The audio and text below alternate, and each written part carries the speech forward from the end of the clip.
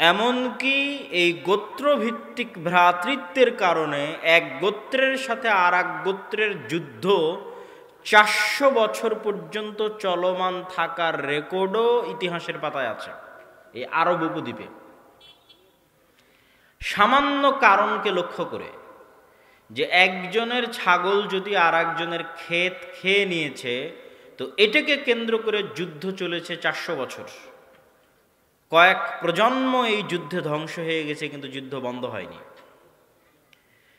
এরকম এক পরস্পর বিদ্বেষী ও বিরোধী গোত্রভিত্তিক সমাজ ব্যবস্থায় প্রেরিত হয়েছেন মুহাম্মদ সাল্লাল্লাহু আলাইহি সাল্লাম। তিনি মদিনাতে যেই কেন্দ্রীয় শাসন ব্যবস্থা প্রতিষ্ঠা করেছিলেন, সেখানে যে মৌলিক দুইটা গোত্র যাদেরকে আমরা আনসার হিসেবে চিনি, আউস এবং খাজরাজ, এই দুই গোত্রের মধ্যেও যুগ যুগ ধরে যুদ্ধ চলত। অথচ আউস আর খাজরাজ দুই গোত্রই মুসলমান হয়ে গেছে আনসারি। তাহলে মদিনাতে রাসূল সাল্লাল্লাহু আলাইহি ওয়াসাল্লাম আউস এবং খাজরাজ গোত্রের পরস্পর বিরোধিতাকে ধ্বংস করে দিয়ে, বাতিল করে দিয়ে তাদেরকে বানিয়ে দিয়েছেন আনসারি। আবার মক্কা থেকে যারা তার সাথে মদিনায় হিজরত করেছে, আবু বকর, ওমর, ওসমান, আলী রাদিয়াল্লাহু তাআলা আনহুম আজমাইন, এইরকম সাহাবায়ে কেরাম যারা মক্কা থেকে আল্লাহর নবীর সাথে মদিনায় হিজরত করেছে, তাদের সাথেও কোনো গ্রুপিং আল্লাহর নবী তৈরি হতে দেয়নি আনসার আর মুহাজিরদের মধ্যে। এরপরে আনসার এবং মুহাজির মিলে প্রায় 10 বছর বদর, উহুদ, খন্দক, হুদাইবিয়া, মক্কা বিজয় তথা অনেক যুদ্ধ পরিচালিত হয়েছে। মুহাজির এবং আনসার একসাথে যুদ্ধ করেছে ইসলামের জন্য। মক্কা বিজয়ের পর মক্কার যারা আগের কাফের ছিল, এতদিন কাফের ছিল, তারা ইসলাম গ্রহণ করে নিল। যেমন আবু সুফিয়ান ইবনু হারব, মুআবিয়া ইবনু আবি সুফিয়ান রাদিয়াল্লাহু তাআলা আনহুর পিতা আবু সুফিয়ান ইবনু হারব বদর বাদে বাকি সকল যুদ্ধে আল্লাহর নবীর বিরুদ্ধে নেতৃত্ব দিয়েছেন। উহুদের যুদ্ধে আল্লাহর নবীর বিরুদ্ধে নেতৃত্ব দিয়েছেন আবু সুফিয়ান রাদিয়াল্লাহু তাআলা আনহু। খন্দকের যুদ্ধে আল্লাহর নবীর বিরুদ্ধে নেতৃত্ব দিয়েছেন আবু সুফিয়ান রাদিয়াল্লাহু তাআলা আনহু। তিনি যখন ইসলাম গ্রহণ করলেন এবং তার মতো এরকম অসংখ্য মক্কার মানুষ, বিশেষ করে কুরাইশরা ইসলাম গ্রহণ করলো, যে কুরাইশরা আল্লাহর নবীকে হত্যা করতে চেয়েছিল। তাব্বাত ইয়াদা আবি লাহাব, আবু লাহাব আল্লাহর নবীর আপন চাচা। আবু লাহাবের ছেলে যারা বদরের যুদ্ধে বেশি নেতৃত্ব দিয়েছে আল্লাহর নবীর বিরুদ্ধে, তারা আল্লাহর নবীর আপন চাচাতো ভাই। আবু সুফিয়ানের স্ত্রী হিন্দা, যিনিও ইসলাম গ্রহণ করেছিলেন পরবর্তীতে, আল্লাহর নবীর আপন চাচা হামজা রাদিয়াল্লাহু তাআলা আনহুকে হত্যায় তার অবদান ছিল। তো আমি যেটা বুঝাতে চাচ্ছি সেটা হচ্ছে, মক্কা যখন বিজয় হলো, তখন আল্লাহর নবীর উপর যারা অত্যাচার করেছে, নির্যাতন করেছে, যুদ্ধ করেছে, ইসলাম ধ্বংসের চেষ্টা করেছে, তারাও ইসলাম গ্রহণ করলো। তাহলে মোটামুটি ব্যাপক গ্রুপ যদি আমরা বলি, তাহলে তিনটে। এক, যারা মদিনায় যাদেরকে আল্লাহর নবী একত্রিত করেছিলেন, আউস আর খাজরাজ দুই গোত্র আনসারি। দুই, যারা আল্লাহর নবীর সাথে মক্কা থেকে হিজরত করে চলে গেছিল মদিনাতে, মুহাজির। তিন, যারা আগে এতদিন কাফের ছিল, ইসলামের শত্রু ছিল, কিন্তু মক্কা বিজয়ের পর ইসলাম গ্রহণ করে নিয়েছে।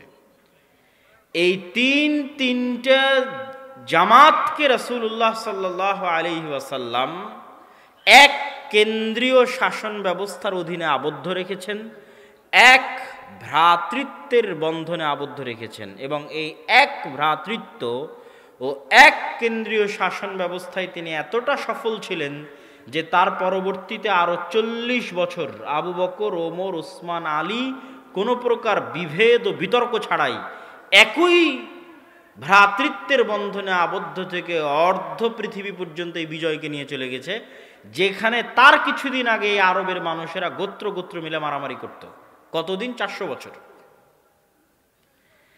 তাহলে কি সেই ভ্রাতৃত্বের বন্ধন ছিল, যে ভ্রাতৃত্বের বন্ধনে রাসূলুল্লাহ সাল্লাল্লাহু আলাইহি ওয়াসাল্লাম এইরকম শত গোত্রে বিভক্ত, বছরকে বছর মারামারি গণ্ডগোল করা একটি জাতিকে এক সুতায় আবদ্ধ করে, এক ভ্রাতৃত্বের বন্ধনে আবদ্ধ করেছিলেন। সেটাই হচ্ছে ইসলামী ভ্রাতৃত্ব, আল উখুওয়া আল ইসলামিয়া, যেটা আজকে আমাদের বক্তব্যের বিষয়বস্তু। আল্লাহ সুবহানাহু তাআলা পবিত্র কোরআন মাজিদে বলছেন, ইন্নামাল মুমিনুনা ইখওয়াহ, এক মুমিন আরেক মুমিনের ভাই। রাসূলুল্লাহ সাল্লাল্লাহু আলাইহি ওয়াসাল্লাম হাদিসে বলছেন, আল মুসলিমু আখুল মুসলিম, এক মুসলিম আরেক মুসলিমের ভাই। তিনি আরো বলেন, আলা ইন্না দিমাআহুম ওয়া আমওয়ালাহুম ওয়া আ'রাদাহুম, নিশ্চয় তাদের অথবা তোমাদের, অন্য বর্ণনা অনুযায়ী বা এক বাক্যে যদি বলি মুসলমানদের তিনটা জিনিস, রক্ত, ধন সম্পদ, মান সম্মান, হারামুন আলাইকুম, আরেক মুসলমানের উপর হারাম, কাহুরমাতে ইয়াউমিকুম হাযা ওয়া বালাদিকুম হাযা ওয়া শাহরিকুম হাযা, ওই রকম হারাম যেমন আজকের শহর হারাম, যেমন আজকের মাস হারাম, যেমন আজকের দিন হারাম। আজকের শহর মক্কা হারাম মানে কি? মক্কা হারাম মানে কি? আজকের মাস যুলহিজ্জা মাস হারাম মানে কি? আজকের দিন বিদায় হজ্জের দিন হারাম মানে কি? এটা সহজে বুঝার জন্য আপনাদেরকে বুঝিয়ে বলি। আপনারা যারা হজ অথবা ওমরা করেছেন তারা জানেন, হজ ওমরা করার জন্য ইহরামের কাপড় পরিধান করতে হয়। তো এই কাপড়ের নাম ইহরামের কাপড় কি জন্য? এই জন্য ইহরামের কাপড়, ইহরাম বাঁধতে হয়, ইহরামের নিয়াত করতে হয়, এটা ইহরামের কাপড়। তার মানে হচ্ছে ইহরাম পরিধান করার আগে, ইহরাম নিয়াত করার আগে এমন অসংখ্য হালাল কাজ ছিল যা আপনার জন্য হালাল, কিন্তু ইহরামের পরে তা আপনার জন্য হারাম। এই জন্য হারাম থেকে ওই নামটা হচ্ছে ইহরাম, হারাম করে দেওয়া। ইহরাম নামের অর্থ হচ্ছে হারাম করে দেওয়া। যেই কাপড় পরিধান করলে বা যেই নিয়ত করলে অসংখ্য হালাল কাজও হারাম করে হয়ে যায়। বিবাহ করা হালাল, ইহরাম অবস্থায় হারাম। নখ কাটা হালাল, ইহরাম অবস্থায় হারাম। চুল কাটা হালাল, ইহরাম অবস্থায় হারাম। স্ত্রীর সাথে সাংসারিক জীবনে যাওয়া হালাল, ইহরাম অবস্থায় হারাম। পাখি শিকার করা হালাল, গাছ কাটা হালাল, ইহরাম অবস্থায় হারাম। এটা হলো হারাম, সেখান থেকে ইহরাম। তো মক্কা হারাম মানে, যুলহিজ্জা হারাম মাস মানে, আজকে বিদায় হজ্জের দিন হারাম দিন মানে, এমন অনেক হালাল কাজ আছে যা মক্কার এরিয়ার বাইরে হালাল, কিন্তু মক্কার সম্মানে মক্কার এরিয়ার মধ্যে হারাম। এমন অনেক হালাল কাজ আছে যা হারাম মাসের বাইরে হালাল, কিন্তু হারাম মাসের সম্মানে হারাম মাসের মধ্যে হারাম। তাহলে এক মুসলমানের উপর আরেক মুসলমান হারাম মানে কি? তিনটা জিনিস হারাম: রক্ত, ধন সম্পদ, মান সম্মান। তার মানে হচ্ছে যে মক্কার সম্মানের কারণে যেমন অসংখ্য হালাল কাজ মক্কার মধ্যে হারাম, হজ উমরার সম্মানের কারণে অসংখ্য হালাল কাজ হজ উমরা অবস্থায় হারাম। তো একটা মুসলমানের সম্মান ওই রকম, একটা মুসলমানের সম্মান ওই মক্কা নগরীর মতো, একজন মুমিনের সম্মান কাবা ঘরের মতো। যদিও আল্লাহর নবীর হাদিস অনুযায়ী কাবা ঘরের মতো নয়, বরং কাবা ঘরের চাইতে বেশি। যে হাদিসে রাসূলুল্লাহ সাল্লাল্লাহু আলাইহি ওয়াসাল্লাম বলছেন, লাহাদামুল কাবাহ আহওয়ানু ইনদাল্লাহ, কাবা ঘর ধ্বংস হয়ে যাওয়া আল্লাহর নিকটে হালকা গুনাহ। কিসের তুলনায় হালকা গুনাহ? কাবা ঘর ধ্বংস হওয়া তো কখনোই হালকা গুনাহ নয়।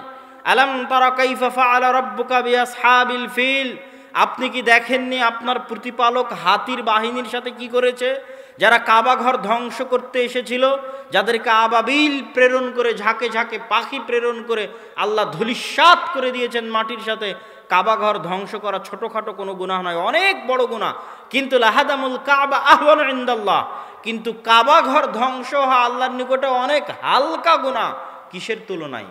একজন নিরপরাধ মুমিন মুসলিমকে হত্যা করার তুলনায়। একজন নিরপরাধ মুমিন মুসলিমকে হত্যা করার তুলনায় কাবা ঘর ধ্বংস করা আল্লাহর নিকটে অনেক হালকা গুনাহ। আর কাবা ঘর ধ্বংস করার চাইতে বেশি ভয়াবহ, বেশি ভয়ঙ্কর গুনাহ হচ্ছে একজন নিরপরাধ মুমিন মুসলিমকে হত্যা করা।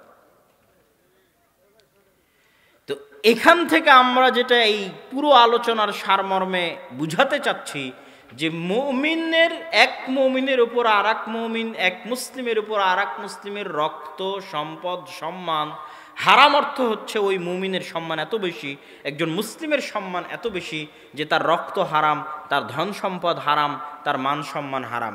কেমন হারাম? আপনি সালাত সিয়াম পরিত্যাগ করলে ক্ষমা করবে আল্লাহ সুবহানাহু ওয়া তাআলা। আর একজন মুমিন অথবা মুসলিমকে কষ্ট দিলে আল্লাহ কি ক্ষমা করবেন? ওইটার চাইতে এটা বেশি ভয়াবহ এবং বেশি ভয়ঙ্কর।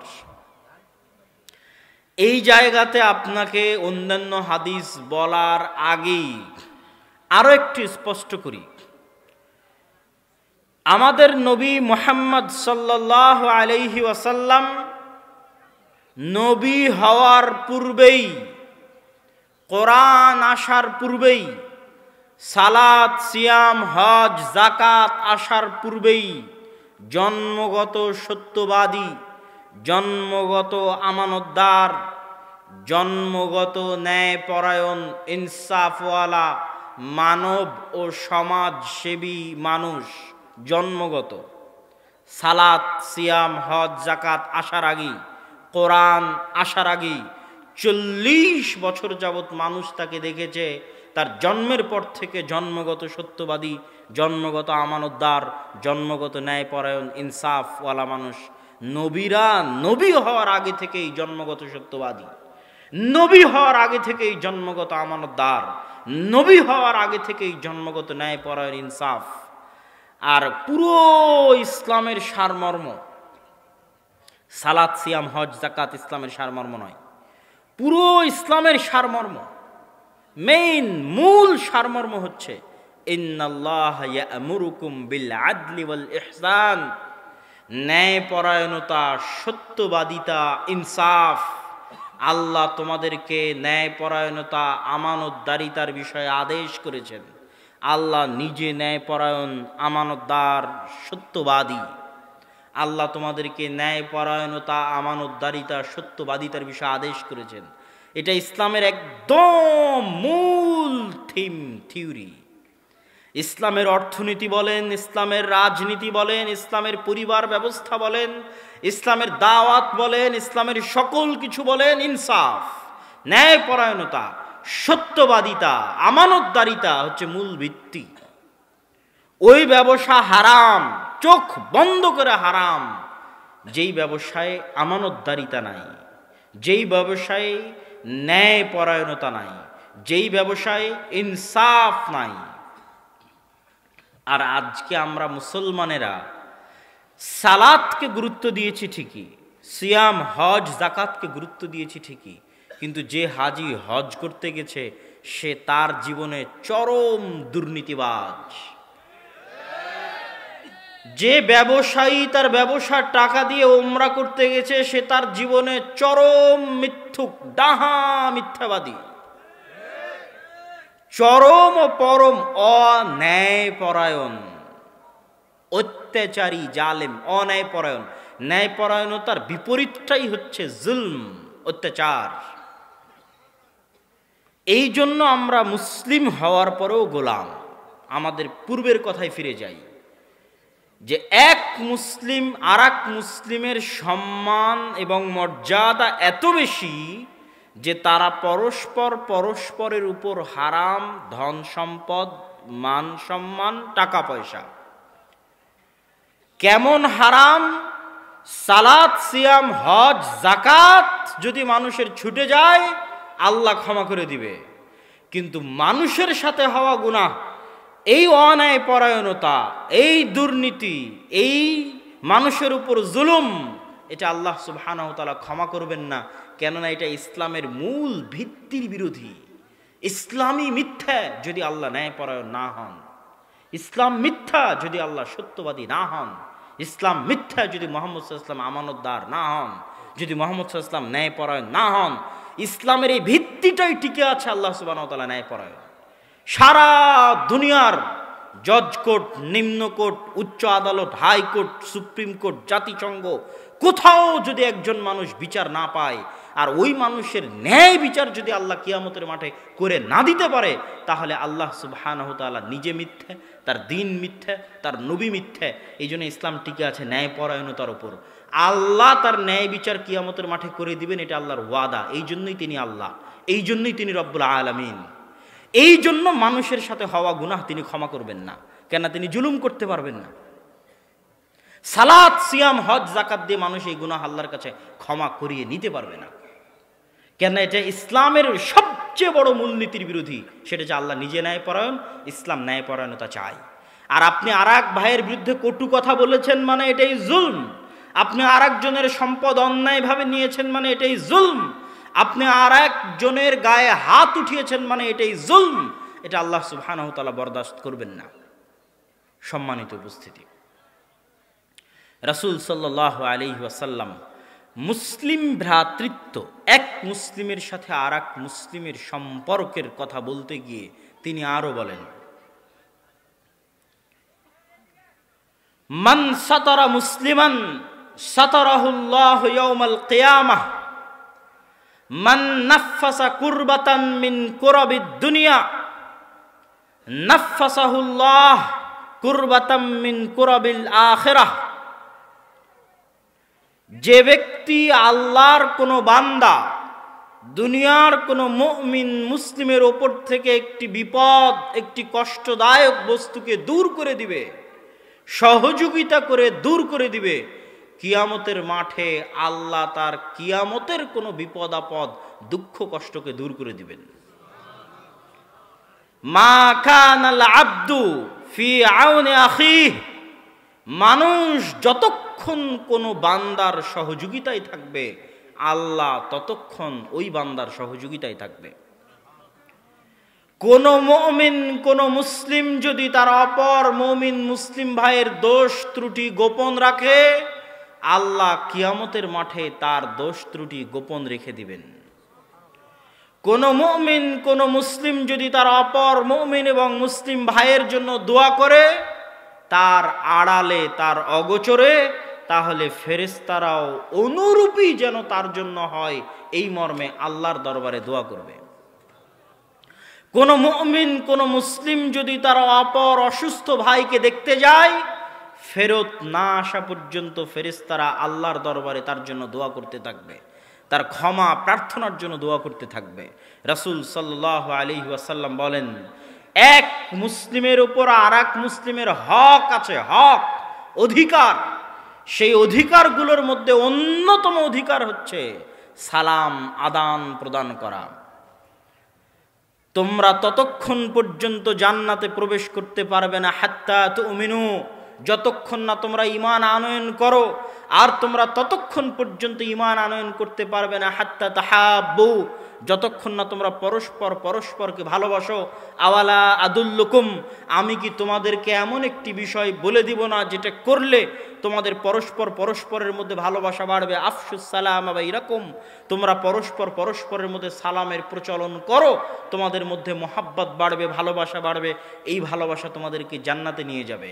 লা ইউমিনু আহাদুকুম হাত্তা ইউহিব্বা লিআখিহি মা ইউহিব্বু লিনাফসিহি, ততক্ষণ পর্যন্ত কোনো মুমিন মুমিন হতে পারবে না যতক্ষণ না সে তার ভাইয়ের জন্য ওইটাই পছন্দ করে যেটা তার নিজের জন্য পছন্দ করে। আল মুসলিমু মান সালিমাল মুসলিম মিন লিসানিহি ওয়া ইয়াদিহি, ওই ব্যক্তি ততক্ষণ পর্যন্ত মুসলমান নিজেকে দাবি করতে পারবে না যতক্ষণ না তার হাত থেকে, তার জিহ্বা থেকে তার অপর মুসলিম ভাই নিরাপদে না থাকে। ইসলাম শব্দের শাব্দিক অর্থ হচ্ছে সিলম, নিরাপদ, নিরাপত্তা। তাহলে হাত থেকে জিহ্বা থেকে নিরাপদে থাকবে মানে যে তিনটে জিনিস হারাম করলেন আল্লাহর নবী, ধন সম্পদ হারাম করলেন, রক্ত হারাম করলেন, মান সম্মান হারাম করলেন, এই তিনটে জিনিস ক্ষতি করা হয় হাত দিয়ে আর জিহ্বা দিয়ে। মান সম্মানের ক্ষতি করা হয় জিহ্বা দিয়ে, আর হত্যা করা হয়, ধন সম্পদ লুটে নেওয়া হয় হাত দিয়ে। এই জন্য তিনি বলছেন আল মুসলিম মান সালিম আল মুসলিম, মুসলিম সেই, মুসলমান নিজেকে দাবি করতে পারবে সেই যার হাত থেকে এবং যার জিহ্বা থেকে অপর মুসলিম নিরাপদে থাকে। এরকম কত শত হাদিস হাদিসের ভান্ডারে। আর আল্লাহ সুবহানাহু ওয়া তাআলা পবিত্র কোরআন মাজিদে এক মুসলিমের সাথে আর এক মুসলিমের ভ্রাতৃত্বের বন্ধন আবদ্ধ করে দিয়েছেন, এক মুমিনের সাথে আর এক মুমিনের ভ্রাতৃত্বের বন্ধন আবদ্ধ করে দিয়েছেন।